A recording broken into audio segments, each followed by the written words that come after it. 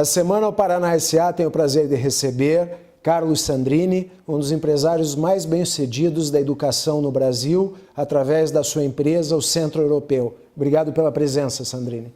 Obrigado, Ricardo. É uma honra estar aqui podendo contar um pouco do Centro Europeu, principalmente para você, que também é um empresário bem-sucedido nessa área de comunicação. E como palestrante, um professor de muito conteúdo e que também já tivemos a honra de tê-lo no Centro Europeu.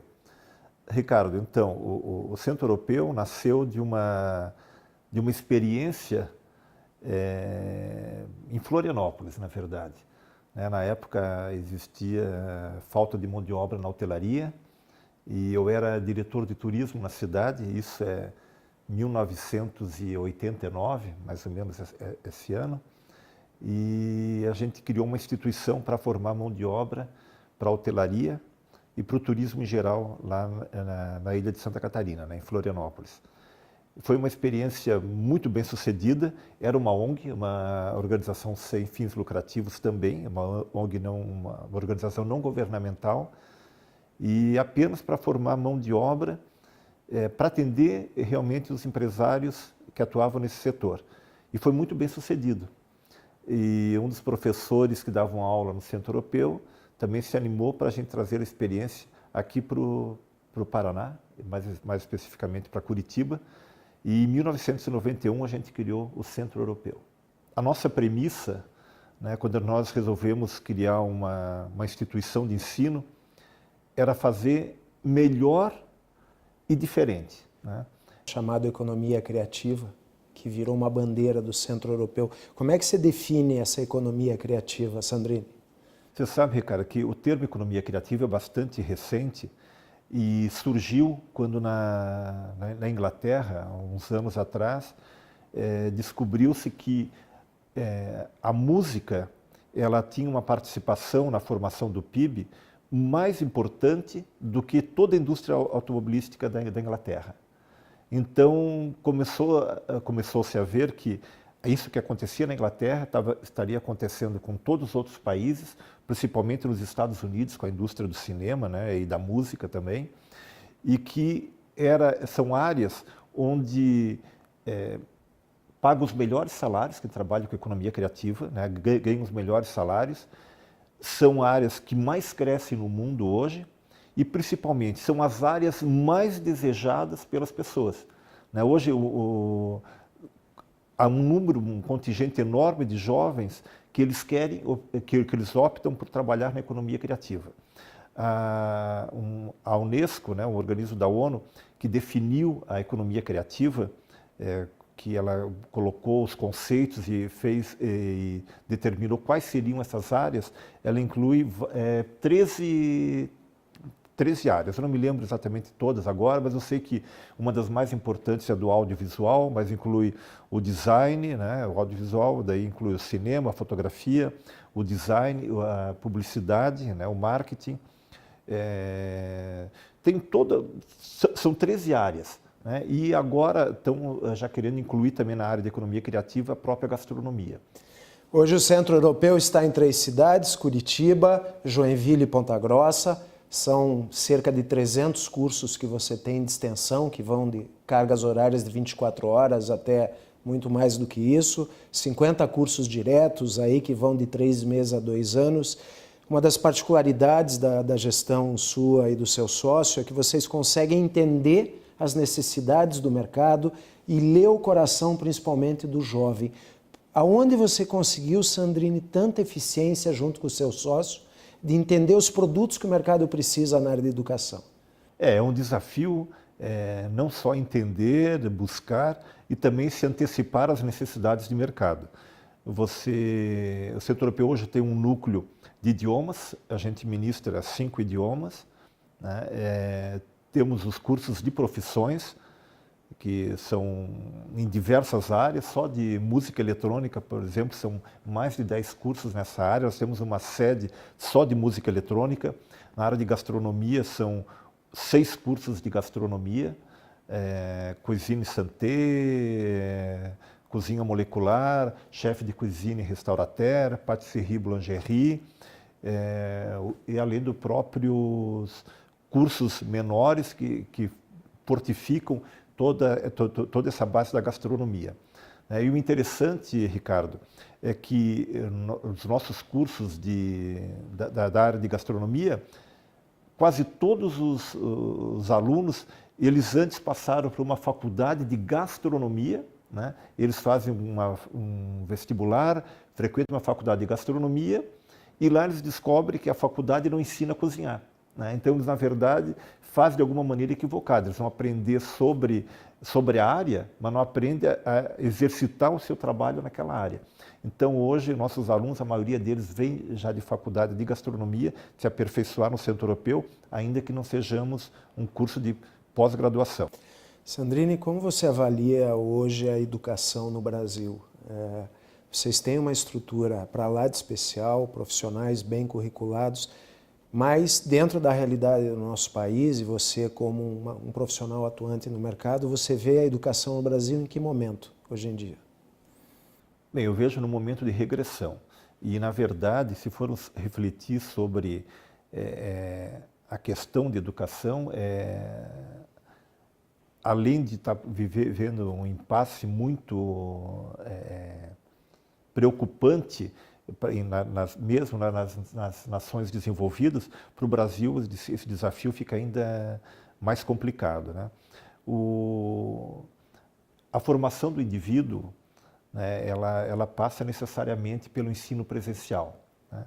Quando o ensino à distância, ele é importantíssimo, ele vai levar ao aperfeiçoamento, porque você aprende hoje, daqui a 2 anos, você já precisa se aperfeiçoar naquilo que aprendeu de forma presencial.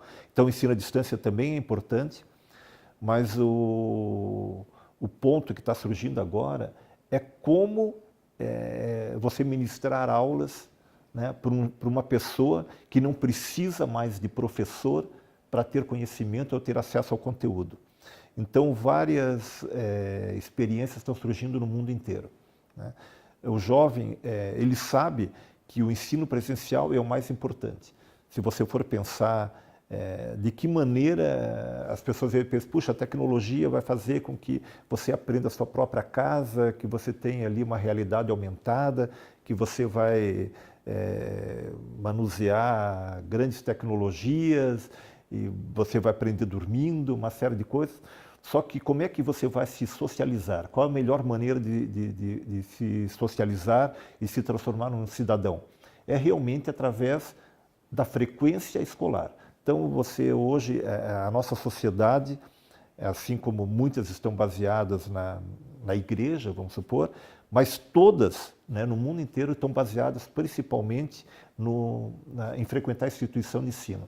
Então, a criança já vai para uma creche, depois vai para uma pré-escola, e ali ela começa a fazer suas amizades, ela começa a delinear seu caráter, escolher seus amigos.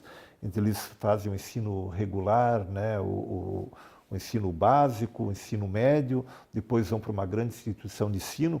Então, isso não há nada, ainda não existe nenhum modelo melhor que esse para formar um cidadão.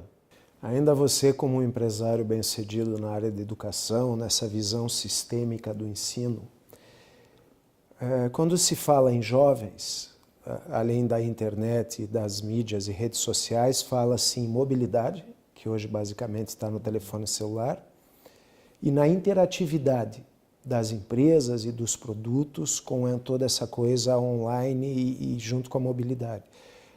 Você entende que o professor tem que se reciclar e quebrar os paradigmas ainda do modelo de gestão e de planos de ensino de 3 anos atrás, que foi ontem, para atender essas pessoas em sala de aula?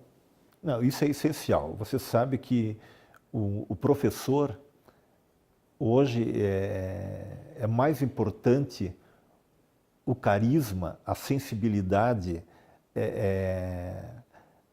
a capacidade agregadora de um professor do que até aquele conteúdo que ele já adquiriu, né? Porque antigamente a dificuldade era se conseguir o conteúdo. Então aquele professor que detinha aquele conteúdo, ele podia dar uma aula ruim, ninguém podia, mas ele era o grande mestre que tinha o conteúdo.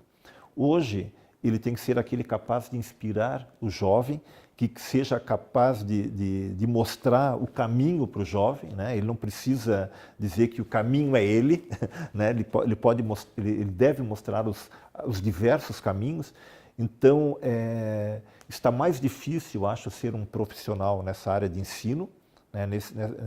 Nesse aspecto de que o professor ele tem que ser capaz dele próprio ser um incentivo para que o aluno vá para uma sala de aula. Né? Que não porque ele vai passar uma matéria que se ele não anotar, depois vai cair na prova e não vai tirar nota boa. Não, mas que ele sabe que aquela aula ele vai ser surpreendido, ele vai ser necessária para a carreira dele com aquele conteúdo que ele obtém através dos outros meios. Você sabe que em pesquisas que se tem atualmente, mesmo que universidades como Harvard ou pela própria MIT ou a Sorbonne, não estou falando só dos americanos, mas no caso a Sorbonne da França, dizem que é irrisório o conteúdo que o professor consegue dar durante o curso universitário. É irrisório. Não chega lá, menos de 1% é dado em sala de aula, daquilo que existe disponível sobre todos os assuntos que estão gratuitamente disponíveis. Existe hoje um projeto chamado Projeto Minerva, em São Francisco, na Califórnia, e que é chamado, o projeto é chamado Universidade Minerva, né, onde tem os alunos só têm alojamento. É alojamento e refeitório. Não existe sala de aula e não existe biblioteca, né? Onde tudo é online, com os professores à disposição deles, mas eles ficam presenciais porque eles precisam ter o professor na figura do mentor, que vai dizer o que é que eles devem acessar. Todo o conteúdo que eles têm é o que está de forma gratuita na internet, né? E formam profissionais magníficos com essa experiência. Hoje no Paraná SA tivemos o prazer de receber Carlos Sandrini, cofundador e presidente do Centro Europeu, um dos grandes modelos de negócio desse país na área do ensino e educação. Sandrini, obrigado pela presença. Muito obrigado, As portas Ricardo. Estarão sempre abertas. Muito obrigado. Foi uma grande oportunidade falar sobre ensino. Eu acredito que é bom, nos faz pensar e, sem dúvida, né, agora mesmo a gente ouviu o próprio Papa, nessa visita dessa semana nos Estados Unidos, falou que a solução para a humanidade é educação, educação e educação. Né? Paraná SA retorna semana que vem, trazendo novos cases de empresários, executivos e personalidades que fazem a diferença do nosso estado.